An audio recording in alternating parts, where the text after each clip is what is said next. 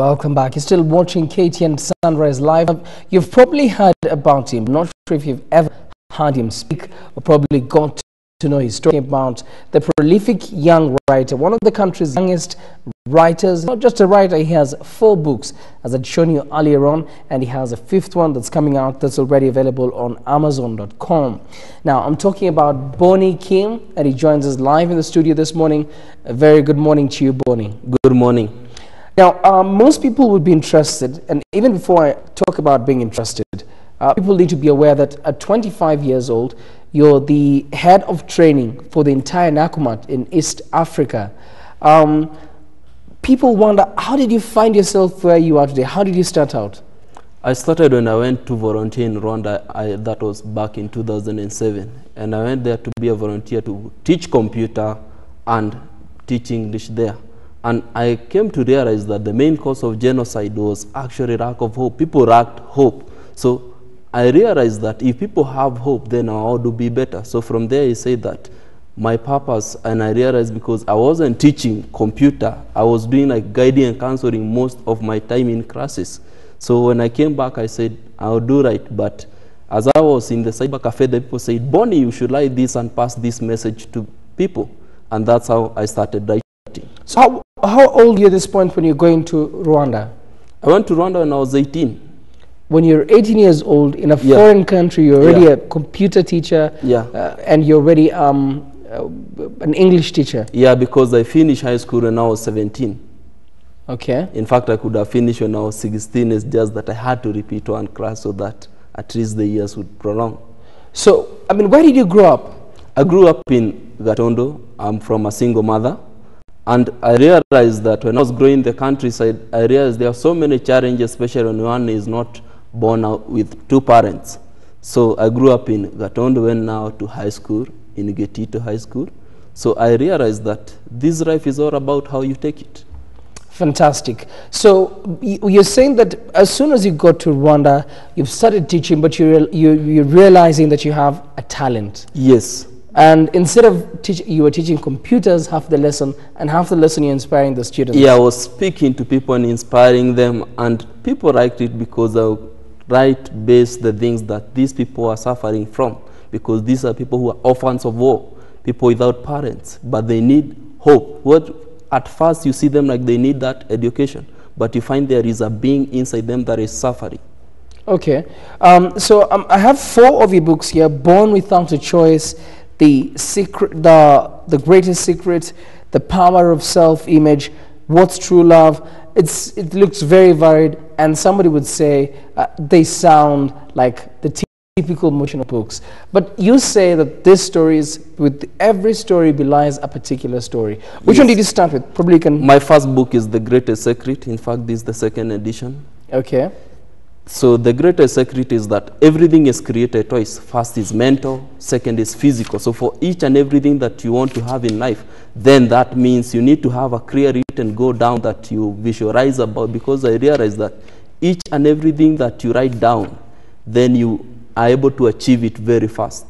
Fantastic. I liked the book. I had a chance to read Born Without a Choice. Yes. And this is, I'm sure it would strike a very serious chord with most Kenyans, because, I mean, the many people, millions of people who are born out of families that are not that privileged here in Kenya. Yes. And within, you're saying that within every person lies power, power that can liberate or captivate, lead or be led, succeed or fail. When you come into realization of this power, you'll be amazed by the real you. It's all within you and not outside.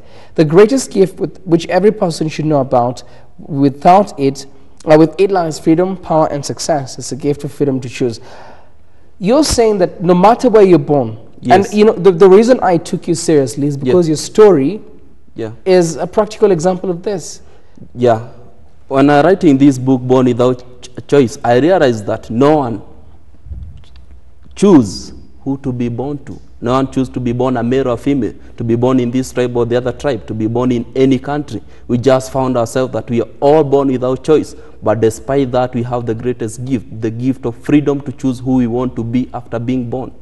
So that is the most important, that who you are today is not as important as to who do you want to become after today. You know, another twist to your story, how do you end up becoming head of training for one of the biggest companies in the whole of East and Central Africa, again, at 25 years? It is all about passion, and it's all about talent and going for what you want. And I can say Nakumatt is among the companies that are able to appreciate talent.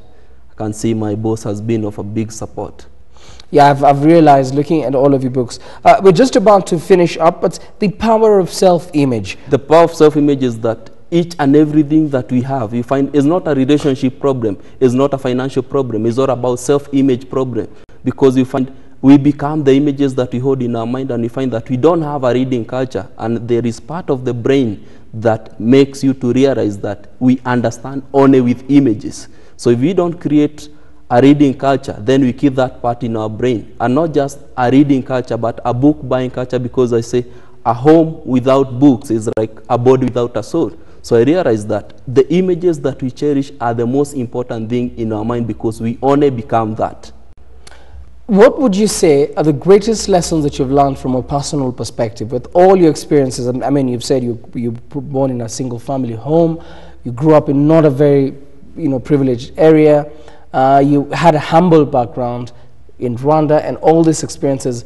What are some of the lessons that these experiences have taught you? My experiences have taught me that what is there in this world today is becoming obsolete. A good book has never been written. A good song has never been sung. A good company has never been formed. So every talent that we have is waiting for us to be able to come into realization with ourselves, because it is an opportunity seeking expression through us, so that we may make this world a better place. So I realized that the things that were intimidating me not to find my talent are the things that the one that are within are the one the world needs. Just repeat that again. I think that sounds really powerful. Yeah, that the things that are intimidating me not to find myself are the things that I needed to overcome them by realizing the talent within, so that I can find freedom with self and freedom with the world. So you conquer your own fears? Yes. Fantastic. And I hope that guys will have a chance. Where can we get these books? These books are available at Nakumatt or Nakumatt Supermarket at 500 shillings, Textbook Center, and Books First, and other reading bookshops. And I must say, you're doing a fantastic job sharing your story and also being a practical example.